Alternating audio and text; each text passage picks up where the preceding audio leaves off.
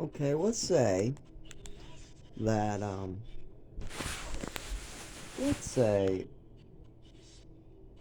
that I was talking to a priest about the fact that I can't return to any job, even if I did get another job that didn't see me with these disabilities. As soon as they see it, they're going to want me to go to a doctor and get paperwork before returning to work. So working's out of the question. Social Security has to be for work. We're seeing that over and over. I'm just digging myself in a bigger hole by working while injured. So we go to the doctors and Social Security. Oh, but the doctors have been tainted by a bunch of made up stories and a bunch of money my father and mother used to cover up my mother's crimes. Even though I don't think my father knew he was covering up crimes. He just doesn't have the knowledge as like a nurse would have. A nurse would be able to figure out how to do this stuff like my mother did to me. She had Munchausen syndrome. She liked to give me drugs and then act like she's the savior. And that was just what it was. She even caused an overdose. She drugged me on my own adoption, things like that. Just, my mother was completely crazy. But see, when I try to tell my father these things, it's a crazy fantasy. You're just crazy. Only you could come up with a crazy story like that. Oh, how dare you? I'm just telling you what happened. I can't change the facts, Dad. The truth is the truth. Mother administered me medications before we got on the car to go in some building for the adoption. Now, she's administered me medications for weeks before this date and after this date. I never got so drowsy to pass out ever before or around after from those medications I was being administered. But this day, my mother administered me medications, something kicked in, made me feel funny, made me feel extremely like I was going to pass out, and I passed out in the car. I got woken up to get brought into the adoption, I guess part of it, on a wooden bench in like a small little courtroom, I would guess, or something like that. Some type of part of the adoption. I passed out on the wooden bench for the whole thing. I got woken up at the end. My mother tried to carry me out because the drugs were so powerful that my mother gave me. At first, she got mad and said, why, I want you to walk. You're too heavy. Why are you so drowsy? Actually, sorry, no, she does that in the car. Wait a minute. She puts me down and she goes, why can't you just walk? Oh, and then she has an oh moment. And then she walks me to the car as I kind of like stumble, half asleep, half gone. But remember, I'm a kid who wakes up all hyper every morning. This is not normal behavior for this time of day. And there's about to be presents being given to me. I don't know any kid that wants to sleep over the floor on the floor over getting presents unless you gave them a shitload of Percocet or some downers. Then maybe they would want to sleep on the floor more than getting a present. So, we know my mother administered medications. We know these medications had a different effect than any other day. We know I'm unusually unconscious completely for hours. We left the courthouse. Now we're in the car. They ask me, they say, why are you so tired? And I go, and I'm just tired. Why? No, they first asked, why did you sleep through the whole adoption? That's what they said. And I said, I'm just tired. I'm just tired. And this is my father. And then my mother, it clicked. She goes, oh, it's probably the medications. Blaming it on the regular medication, even though I know that's not true because it's never happened before with these same medications. Only as my mother slips me drugs. But now hours have gone by and I'm still passed out. I go back to sleep in the car. They wake me up. They bring me to a ski loft for an adoption party, like a birthday party, where I'm going to get presents. Woohoo, right? I'm a 7-year old getting presents like at a birthday. I'm excited, but I'm so fucked up on these pills. I mean, God, my mother really drugged me this time. I mean, I am gonzo tired. People having to shake me awake, like every couple hours. They have to shake me awake. First, I passed out on the car. They shake me awake for court. I pass out in the court. They have to shake me awake for the car. Then I pass out in the car. They have to shake me awake to get me in the upstairs to my own party. In my own party, I barely can stand up. My eyes are almost fully closed. I look like I'm going to pass out. and I'm starting to feel kind of dizzy from I feel like I'm gonna fall almost. People see this. They see me swaying. They see me not look so good. So they pull up a chair. They pull up a chair. I sit down, and I'm drowsy as hell. I'm looking on the floor for a place to sleep because my mother gave me such bad pills that day. She slipped me pills so I wouldn't say anything she didn't want me to say in the adoption. My mother always had to get her way, and she did some things that she shouldn't have been doing. And I just told the doctor about the overdose that she gave me and how my full body changed. So I guarantee you that she didn't want me speaking about that or any other of the crazy things she was doing to me. So she thought the easiest way out was to give me downers that would make me out like a light for the whole process. But what my mother didn't account for is that they would last for so many hours. When you drug a child, you can't undrug him. That's what my mother didn't account for. She wanted me to be passed out asleep for the adoption, but the adoption party was supposed to be hours later, so she figured with the drive to the adoption, then the drive to the place, and then the upstairs, and then the party itself giving me so much energy that, of course, I would be back to normal by then. But these are heavy drugs my mother's messing around with and heavy pharmaceuticals that she's slipping me. So, I am so drowsy, I want to fall asleep on the floor. But people keep on trying to give me presents. I always want to sleep on the floor. Can't you people stop giving me presents so I could fall asleep? My mother just drugged me on pills, but I don't know that. All I knew is I took my medication, and now I feel funny and sleepy and like I want to pass out. But see, my mother isn't telling anybody this. So what do I have to do? I have to just be used. My body has been altered by a crazy woman, and I have to deal with it.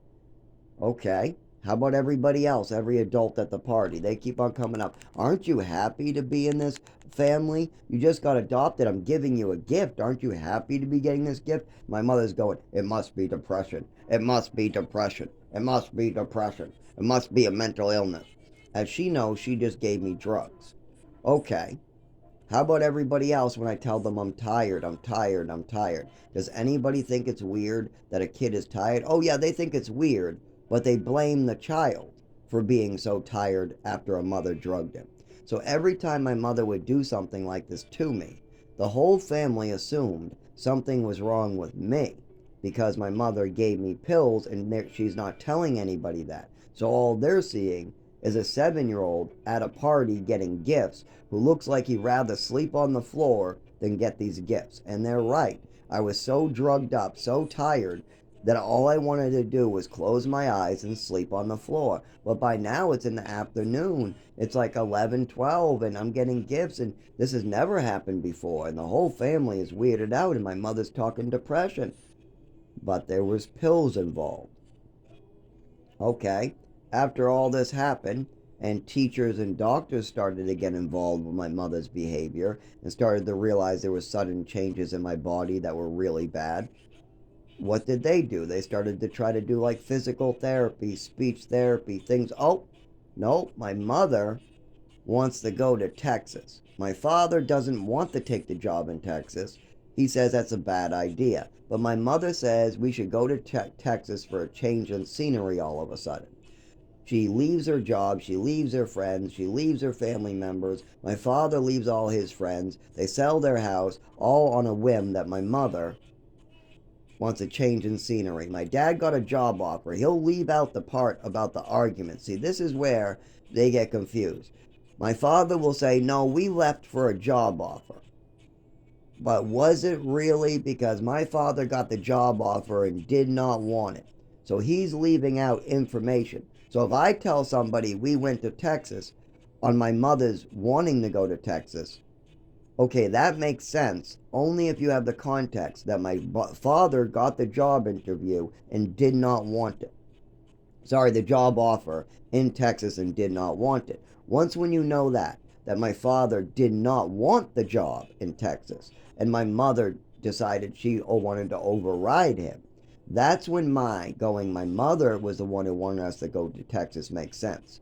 But if I tell somebody we went to Texas because my mother wanted to go to Texas, My father would say something like, "It was just a job offer I got." My son is lying, calling me a liar, even though I was there.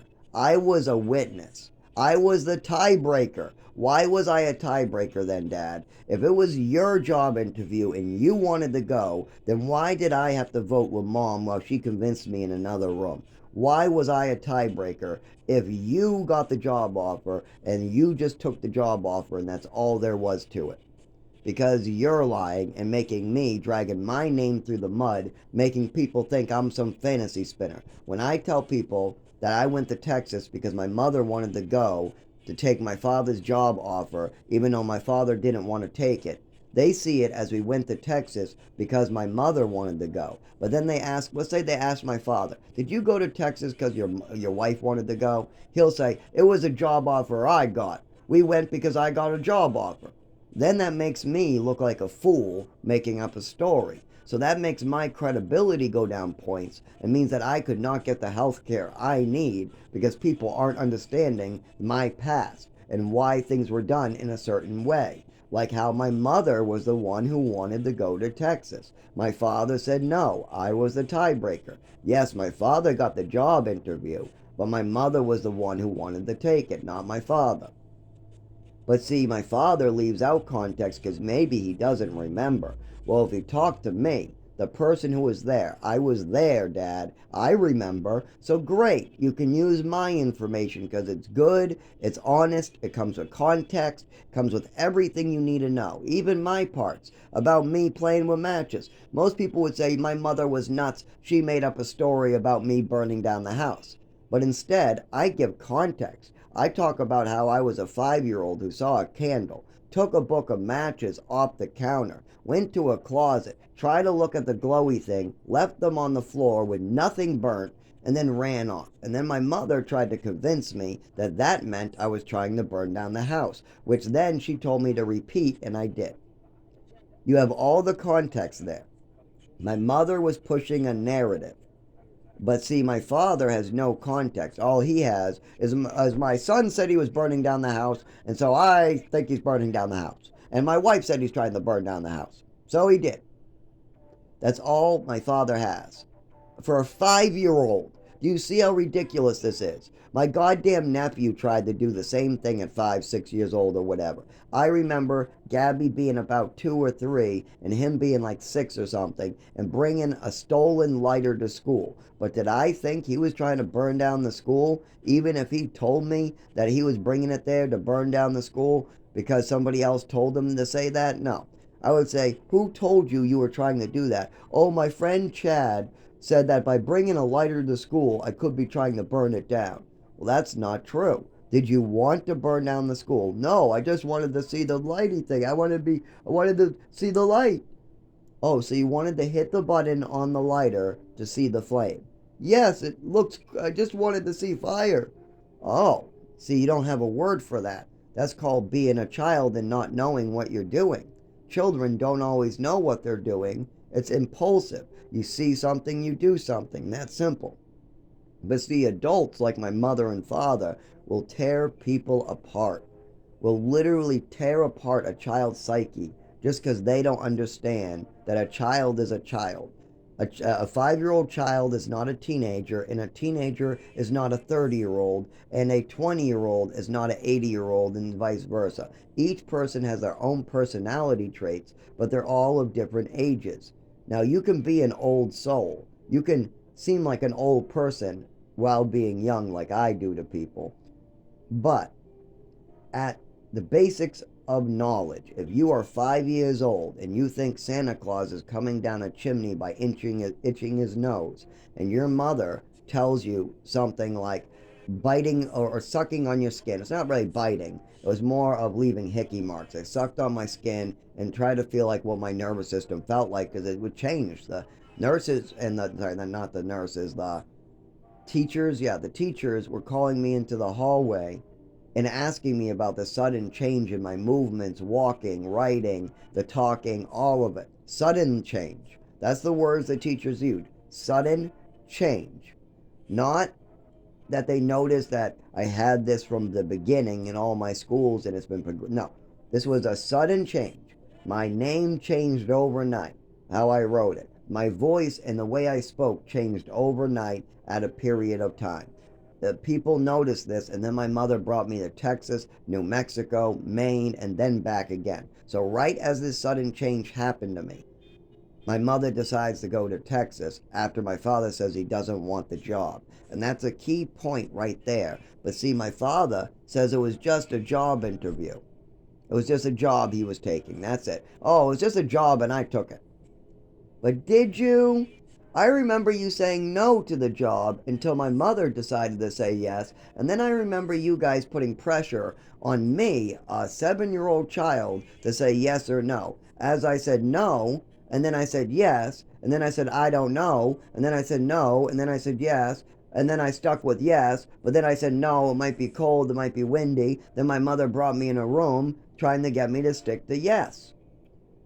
Now, I think my father only heard 3 of these changes or 4 of these changes. But these changes were talked with teachers and other people, my mother. But my mother brought me in another room and told me to stick to yes. That is a fact. I can't change that fact. She brought me into a small room with some toys in it. I remember there being toys and like stuff in there.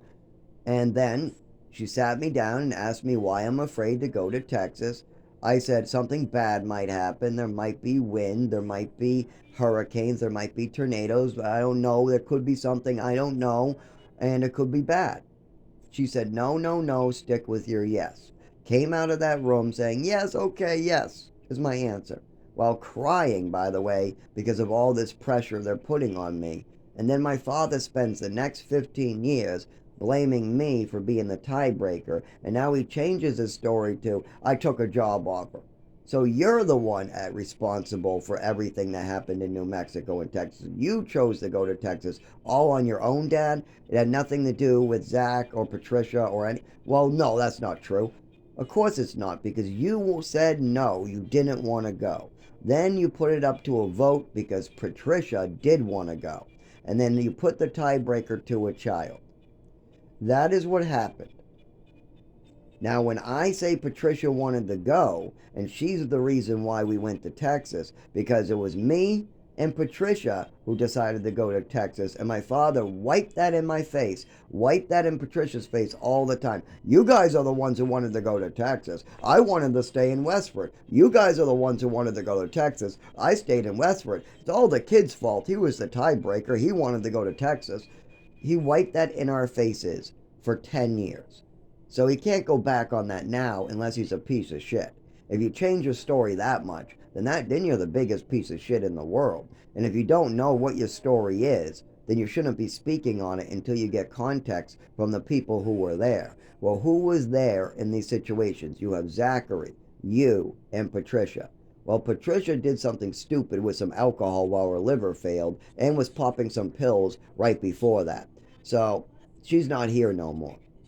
I'm here with all the memories, and I'm willing to spell it out for people. But they don't want to take it from me. So that leaves my senile 89-year-old father, and he might not be senile, but he has an 89-year-old brain, and that's all you need to know is he's 89. And this was 20 years ago, 10 years ago, 25 years ago it began. But I have the PTSD memories clear as day. Some of them I will never forget till the age of 80. Oh my God, no. My mother giving me an overdose. I will never forget that overdose. A sudden change in my body that changed my body for life. Oh yeah, I'll remember that for the rest of my fucking life. I'll remember exactly that room, exactly getting the pills in my hand. I also remember the Halloweens where my mother gave me pills in my hand and then I got vomity and pale right as I put on my costume. Now, what was happening at that moment? My mother did not want me to go out trick-or-treating, but everybody else, including my father, said, let him go out with his friends trick-or-treating. What's the problem? My mother wasn't getting her way, so she slipped me something in my medication. How do I know this? Because an hour after my medication kicked in, unlike any other day, I instantly got sick. I started vomiting in a trash can, I started vomiting in the bathroom, as well as I turned pale. The second time she did this to me, on another Halloween, I ended up just getting pale and weak. The third time she did this, I got nauseous and pale. So whatever she was slipping me was something bad, really, really bad to slip your child to make him nauseous and pale and weak, and then nauseous and pale and vomity. All that stuff. 3 Halloweens, I remember my mother doing this to me because she wasn't getting her way.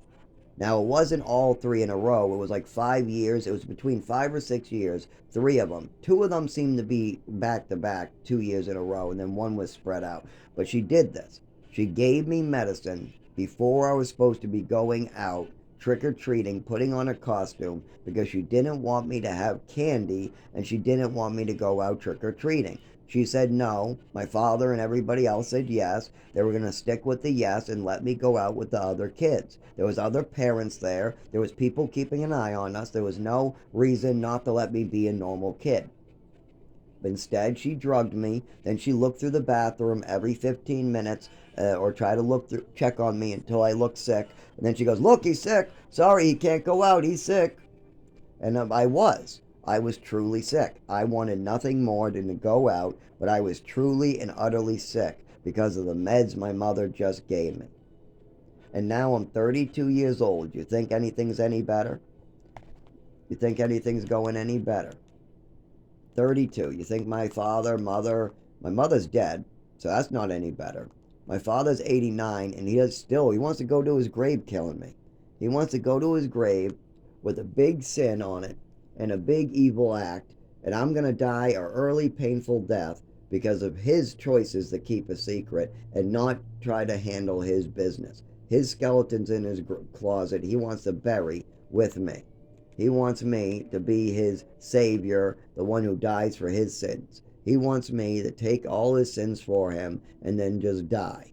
And that's not something I'm willing to do, so I'm trying to speak up about it. But they made sure to call me a fantasy spinner or mentally ill because I have a funny voice. Remember, they really destroyed me. So I have a funny walk, funny voice, but my brain luckily works great. I was able to hold my brain intact. And thank God for that. Thank God my brain still works and I'm able to see the light. As long as I don't get drugged on pharmaceuticals, my brain is nice and straight. I have no problems thinking. My thought processes aren't clouded, and they're always based on what could be the best decision for helping everybody, including myself. I believe in following the law, the 10 Commandments. I'm learning the over 100 commandments of the Torah. I follow every law. Even when I bring my meds, what are non-controlled substances, with me out, like if I have a 12 o'clock med, I keep the prescription on me, the label or the bottle, just because a police officer told me that keeping your medications in the CVS jars, those keychain, take your meds on your keys in case you have an afternoon dose, those are illegal. I was told by an officer of the law, and I looked it up, they are. Many people do this. They'll keep their medications in a keychain vial in case they need to take it later, or they need to take it when they're out to eat, or they put it in their pocketbook in a little container because they have to bring it out to lunch. But here's the thing. You have to have your prescription label on you, or it's illegal, even if it's not a controlled substance. I even do that. I have prescription labels in my wallet of each one of my meds. So I even take the time out to try to make little prescription cards and try to keep the bottle, if it's not some big deal, with me. If I have to take just one med with me, I keep a label with it, and then matches head to toe. And it's in a CVS keychain bottle marked. So not only is it in a CVS, Walgreens, pharmaceutical bottle that's marked like the proper ones from CVS, on top of this, I keep a label with me of my actual prescription bottle, of the actual prescription. And that's if I have to take my meds out of my home. Now, what happens when I'm living in the woods or they throw me out of a shelter for being disabled? I die, I get arrested, I get put in the prison just for taking my meds as a doctor prescribed. There's all these other problems. People steal your meds, people steal your wallet, they steal your phone. You die, you're found unconscious, you lose the ability to walk, you lose the ability to speak, you lose your left arm, you lose your right leg, whatever. I almost got my head popped last time. I had a seizure on the side of 108, and I ended up having a car run over my hair just an inch from my head. Just an inch. and then I was left there for hours to try to get myself help. No phone, no way to get an ambulance. I had to get all the way home. Then I tried to call for an ambulance or help, but they said, it sounds like you're recovered now. I'm like, are you fucking kidding me? These people are also like fucking jokes, even on the phone. I can't do this with them. It's very simple. I had a seizure on the side of the road. I went unconscious. I have problems moving my legs and I can't really dial a phone. I just had my roommate dial a phone. So they picked me up and they say, well, you look fine now. I'm on the ground sitting, barely able to walk, and they're calling that fine. I couldn't even get myself up out of the chair. I got in the house from the floor, and then I crawled over to a chair trying to recover. It took them an hour to show up. My roommate had to dial the phone as I tried to speak to him, making very little sense. When they come, they said, you look fine now. They dropped me off, and I definitely don't. Nobody on this earth thinks I look fine unless they're really trying to avoid their duty with this one individual who everybody thinks sounds funny, walks funny, and wants attention. They think it's a game for attention, especially after my father gave them a report that it's a red herring, it's a fantasy, and I'm just a mentally ill kid with an immaturity issue wanting attention. Even though they're seizures, it's epilepsy. I'm going unconscious, bloody. I'm getting scars all over my body, the back of my head, my knuckles, my legs, my arms. I'm literally having organs torn open. I have hernias. I have blood in my testicles. We literally got all these injuries stacking up, and I can't get any of them treated, even when the doctors can see it with their own two eyes, thanks to my mothers and fathers and all their bullshit. So thanks for killing me, people. All I needed is to go into an emergency room, go into a doctor, and have them treat me like a human being. Instead, now the most common stuff, like a fracture that got infected, I will never get treated thanks to my father. Because when I go in there telling them that my leg is extremely in pain and I'll need an x-ray and I'll need antibiotics most likely, they'll ignore me. They'll say, oh, the insurance doesn't want to cover it because nothing's wrong. Or some bullshit like that.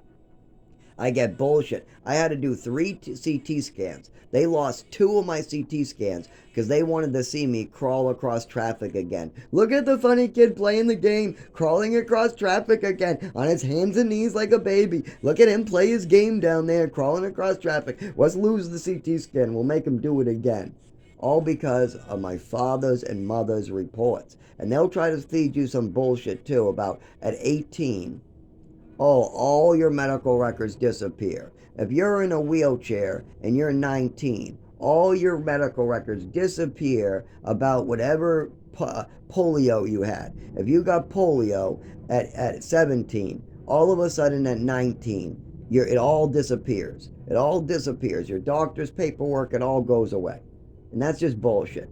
No, if you got polio at 17, those medical records carry over to 18. And when you got a polio record at 18, they carry over to 19. And if you got a polio record at 19, it carries over to 20. So if my mother made up stories at 12, 13, 14, 15, got those made up stories established, and she's going along with them at 16, brainwashing me at 16. I'm not, the doctors aren't listening to me at 17 or 18 when I try to tell them to take me off medications. They just keep going up. I even got my job asking me to go into my doctors and have them take me off medications. I do too. I liked being a teacher's aide, so they were worried about my drowsiness for in the mornings. They said, you look way too drowsy and fucked up every morning off of your nighttime meds. Because every night this happened, and every morning I looked like that. That's just how it is when you take Thorazine, Seroquel, Trazodone, Risperidone, and Lamictal all together at once, mixed together in high, ridiculous doses, like 600 milligrams of Seroquel, 200 of Trazodone, with 150 to 300 of Thorazine. Those are very high doses to mix together at 10 o'clock at night and then wake up at 6 in the morning and be at work at 7. You're going to look all fucked up in the morning. They call it a Thorazine hangover, a Seroquel hangover, or a Trazodone hangover. In my case, I had an all 3 hangover every morning during my entire childhood, or most of it. So, did I tell the doctors about this? I sure as hell did. They told me I needed to give it time. Well, then I gave it time to age 18. they still wanted to keep me on it because they had the reports from my mother. They said, we have lots of old records from your mother and we're on the right track. And so then at 19, I keep on this track. I keep taking the meds, but they want me to get Social Security in the housing I am. So I apply for Social Security just to find out that my father is illegally doing stuff that he's not supposed to. I even got then lawyers calling me to tell me that my father's trying to wiggle his way into an inheritance that I'm supposed to inherit. And I could care less about an inheritance, but my father manipulating me, lying, all to get money that was supposedly for me, go fuck yourself. That is about the most dirty deed you could do to your relatives. I mean, have a talk with your son about an inheritance. If you want to put it in another bank account so he doesn't spend it, or if there's some reason you don't want your son to have his part of the inheritance, then work with him. But stealing, manipulating, lying, all these things that he tries to say are bad, then he goes out and does for money, over and over and over again. So, with these things go on, it's very hard to take this man seriously because I can't take his word. I couldn't take his word during the Social Security stuff. I can't take his word seriously when I asked him very simply, why is your lawyer calling me about this inheritance? He says, I need to talk about this and you know something. What do you know about this? Oh, I don't know anything. I don't want to talk to you. Why is he calling you? He should have never called you. That's not the problem here. You didn't answer my question. You just lied through your teeth right in front of me. He called because you're doing something you're not supposed to, Dad.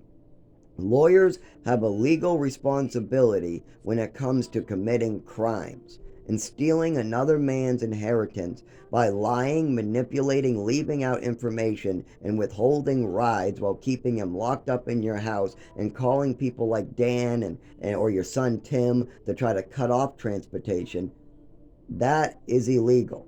That is the definition of the most evil deeds you can do to another person. Not take the money, that's theft, but that's not what I'm talking about. The manipulation, the using of relatives and other people, the greed, just all of it. And that's the problem. I even asked him recently, like 5 years ago, about it again. And once again, he lied to me again. And then he talks about me being the liar when I'm just giving context and information. And that's the problem. I try to tell people what really happened. Like, why did we really go to Texas? Because my mother wanted to go to Texas. That simple. My dad got a job a job offer. He did not want to take it.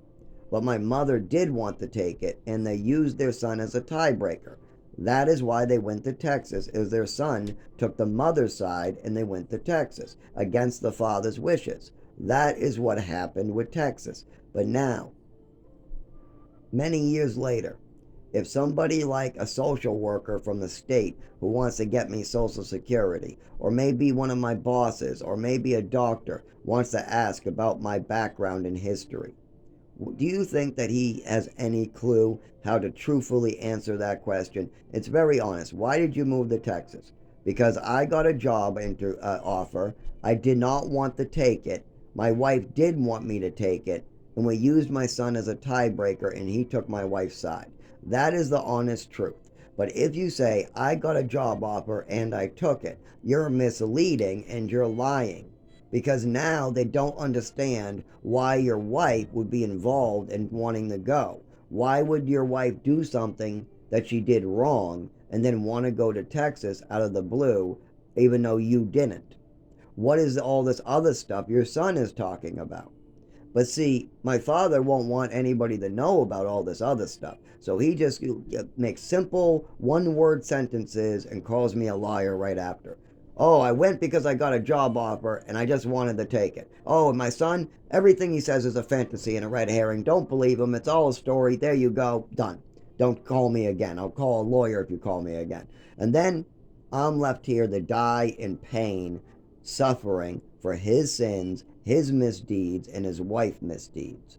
And I'm not making any bad choices. I'm not using drugs. I'm going to work. I'm going to Social Security. I'm going to the doctor. I've made good choices. But it doesn't matter what choice I make at this time, except for to follow Jesus and make sure that people do not get hurt. That's my number one thing. Be honest. Be truthful. follow Jesus and do everything in your power to leave this world a better place than it was when I came.